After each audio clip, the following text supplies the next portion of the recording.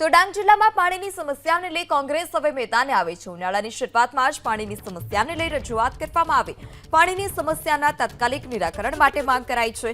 પાણીની યોજનાઓમાં ભ્રષ્ટાચારનો આરોપ છે। હજી તો ઉનાળાની આ શરૂઆત અને તે જ દરમિયાન ઉનાળાની શરૂઆતમાં જ ડાંગ જિલ્લામાંથી પાણીની પારાયણ સામે આવી હતી અને આ સમગ્ર મામલે હવે કોંગ્રેસ પણ મેદાને આવી છે। પાણી યોજનામાં મોટા પ્રમાણમાં ભ્રષ્ટાચાર થતો હોય તે પ્રકારનો આરોપ છે। ત્યારે ભર ઉનાળે આકરા તાપમાં મહિલાઓ માથે ગળા લઈ દૂર દૂર સુધી પાણી ભરવા માટે મજબૂર, જેને લઈ કોંગ્રેસ પણ મેદાને આવી।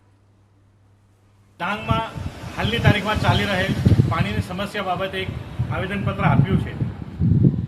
જોવામાં આવે તો આજે ઉનાળાની હજી શરૂઆત જ થઈ છે, ત્યાં તો ડાંગના બધા મોટાભાગના ગામોમાં પાણીની સમસ્યા વર્તાઈ રહી છે। માતા બહેનોએ 2 થી 3 કિલોમીટર દૂર જંગલોમાં, કોતરોમાં માથે પાણી લેવા જવું પડે છે।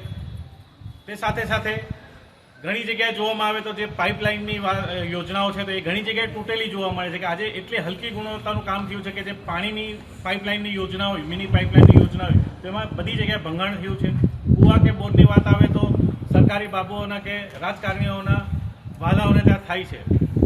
અને તે જ રીતે આહવાની વાત કરીએ તો આહવામાં તો આજે 4-5 દિવસના અંતરે પાણી આપવામાં આવે છે અને આવતા મહિને જોઈએ તો 7 થી 10 દિવસે પાણી આપવામાં આવશે।